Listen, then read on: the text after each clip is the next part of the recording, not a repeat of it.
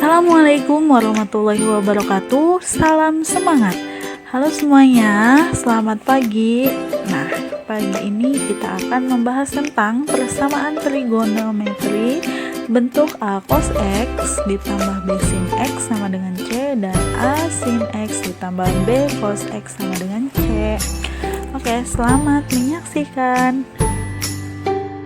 Pada kesempatan kali ini kita akan membahas tentang persamaan trigonometri bentuk A cos X ditambah B sin X sama dengan C dan A sin X ditambah B cos X sama dengan C. Untuk penyelesaian bentuk tersebut ya, yang pertama di sini ada bentuk A cos X ditambah B sin X sama dengan C.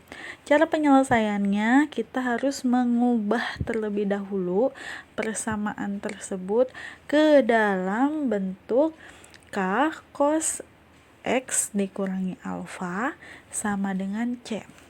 Nah, untuk K di sini cara mencarinya yaitu dengan kita gunakan rumus akar dari A kuadrat ditambah B kuadrat. A di sini adalah konstanta dari cos dan B di sini adalah konstanta dari sin.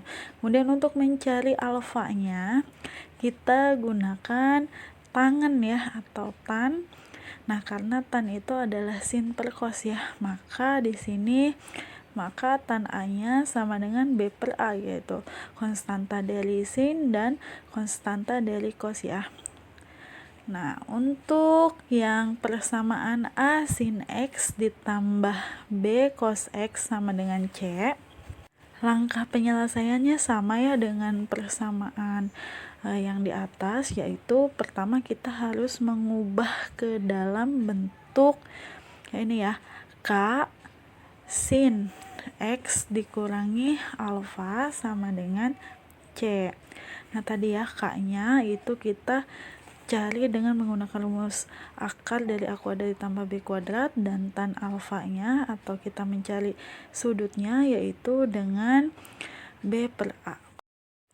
Nah, untuk menyelesaikan persamaan A cos X ditambah B sin X sama dengan C, atau yang persamaan A sin X ditambah B cos X sama dengan C.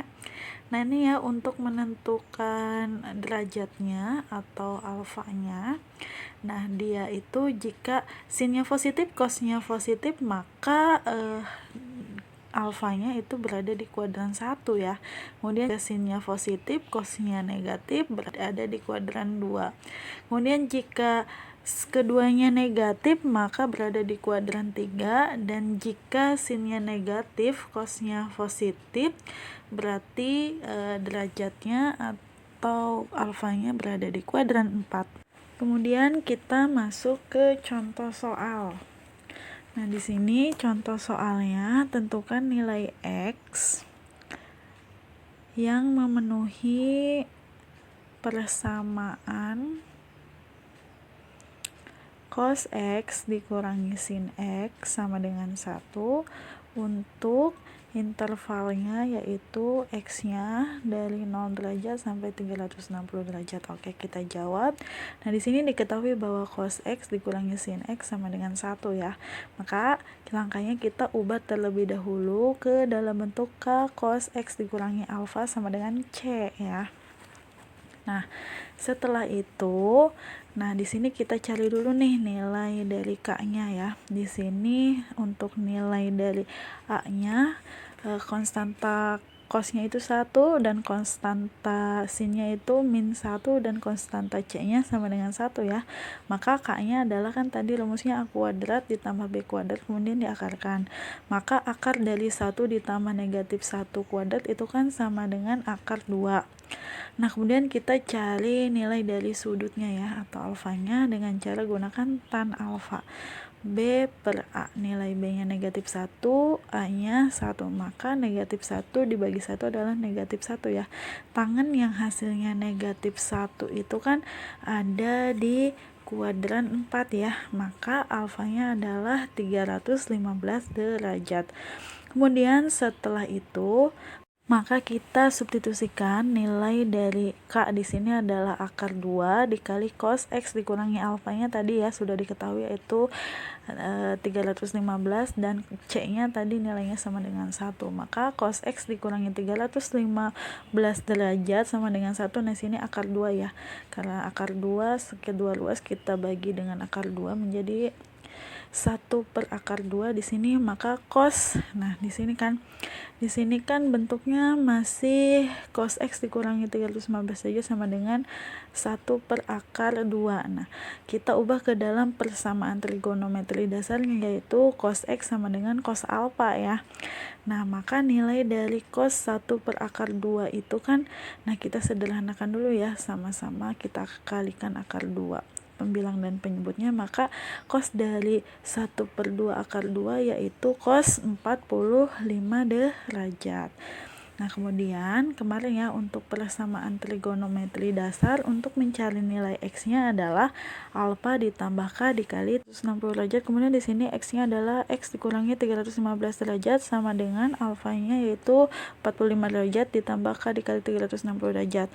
Nah, di sini kan negatif 315, berarti kalau kita pindah luaskan ya atau ansalasikan yaitu 360 dari 315 ditambah 45.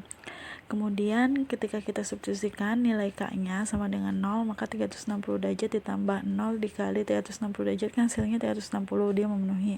Kemudian ketika K-nya sama dengan 1, maka 360 derajat tambah 360 derajat yaitu 720 derajat. Nah, 720 derajat ini tidak memenuhi ya, karena tadi batasannya intervalnya sampai 360 derajat. Kemudian untuk langkah yang kedua, kita cari nilai X-nya yaitu negatif alfa ditambah K dikali 360 derajat. Maka X dikurangi 315 derajat, kemudian alfanya 45 ya, tambah K dikali 360. Nah, di sini maka 45 derajat ini kan negatif 45 derajat ditambah 315 derajat ya, maka X-nya yaitu 270 derajat ditambah K dikali 360 derajat. Ketika K-nya sama dengan 0, maka nilai X-nya berarti 270 ya. Kemudian ketika nilai K-nya sama dengan 1, maka 270 ditambah 360 derajat hasilnya 630. 630 ini tidak memenuhi ya, karena tadi batasan intervalnya hanya sampai dengan 360. Jadi dapat kita simpulkan bahwa himpunan penyelesaiannya yaitu kita urutkan dari derajat yang terkecil ya. Nah, di sini berarti himpunan penyelesaiannya yaitu 270 nilai yang memenuhi ya. Dan nilai yang memenuhi itu 360. Nah, jadi himpunan penyelesaiannya adalah 270 dan 360. Alhamdulillah, pembelajaran materi kali ini sampai di sini saja. Nanti kita lanjut lagi di pertemuan selanjutnya. Jangan lupa di like, comment, and subscribe dan baca sumber-sumber lain. Terima kasih. Wassalamualaikum warahmatullahi wabarakatuh.